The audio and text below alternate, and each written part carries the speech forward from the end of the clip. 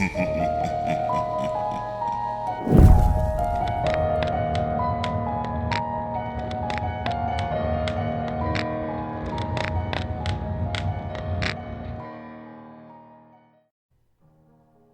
no doubt about it.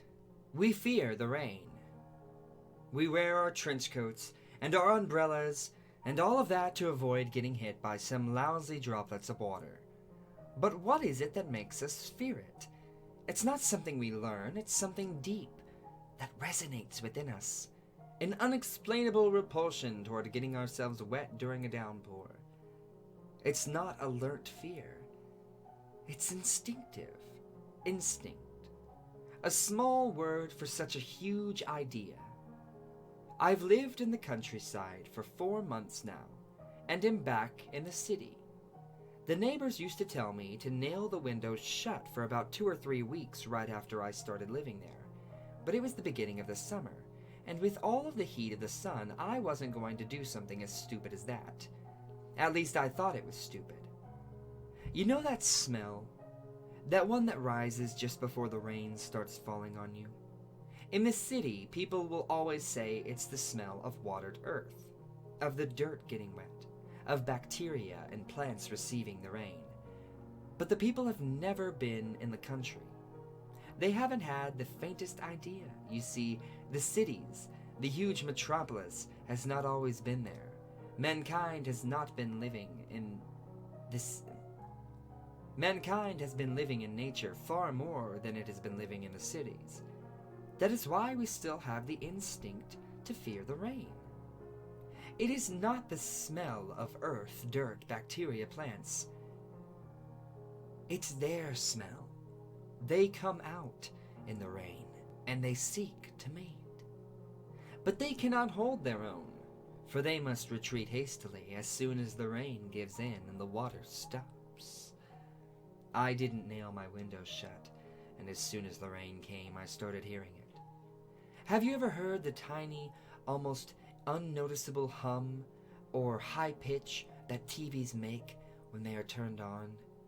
Have you ever felt the pressure on your chest when a low-pitched beat is heard? Those are the things that filled the air, that smell and those moans, high and low. It's the smell they follow.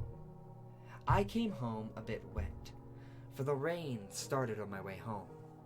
I started hearing those noises, sometime after I entered my home. Then the scratching on my door began. I went to check it through the window, and what I saw was horrible. What at first looked like a giant worm was in fact a humanoid thing, with its lower body being one long leg or tail. Its small, atrophied arms were strong enough to allow them to crawl, slither in its face. It looked like it had been petrified. The only thing that looked like it was in use was its nose. It moved, and as soon as I got close to the window, its face shifted towards me. The window was slightly open, and now I know it turned because it could smell me. It moved towards the window, but it wasn't strong enough to pull itself up inside, and I had enough time to close the window. Soon enough it turned, trying to sense the smell, my odor, and after a while more came. From the hills came an entire legion of the things, 3, maybe 400. Thoughts of monkeys running up towards high rocks and climbing trees came to my mind. These are the things we have feared since the dawn of time. After a while, the macabre sight became something that I couldn't stand. The noise was so much that I couldn't sleep. And the things were so ugly and disgusting. Yet I could not stop watching. Soon I saw the old stray dog that always wandered around. It was a dirty dog. It must have been 15 years old. Too old to run, too old to live. They grabbed hold of it. 1, 2, 3, 5. The dog started howling and tried to bite one, then the other. Soon they overpowered the poor animal, and then it happened. From their chests came out a sting. 1, 2, 3, 5! They all started stinging the poor beast. After that, they all turned to see towards the east. Then they started crawling as fast as they could towards the plains. They disappeared as fast as they came.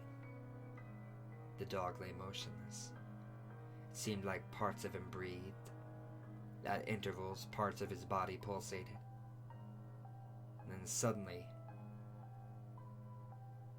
the dog jumped to all fours. And it looked renewed. It started running like it was a young pup. Then it went running towards the plains and disappeared from sight. When morning broke, I took nails and wood planks and nailed my windows shut. Not even one hole was left. I even checked for other holes in the walls, the door. God, I was starting to get paranoid. I left the house to get some groceries from the neighbors. They had their own farm and had a lot of things for sale. But we're talking farms here. The distance I had to travel was about a mile or two to their house. When I got there, black, menacing clouds were near. The neighbors were cold and quick. They gave me eggs, milk, some honey, and meat, but told me if I wanted to live, I should stay for the night. I remembered the last night, but I still hadn't made the connection of rain and monsters. So I declined the offer and hurried back, while the farmer behind me yelled that I should stay if I valued my life. The rain started midway towards my house. I was wet within the first 10 seconds of rain. I felt the smell of rain once more. And then I heard the sounds once again. The high-pitched noise. The low thumping. I wet my pants when I saw the first of those things crawling towards me, its nose like a black eye moving towards me. I dropped what I was carrying and ran for my life. Even though they crawled, they were very fast.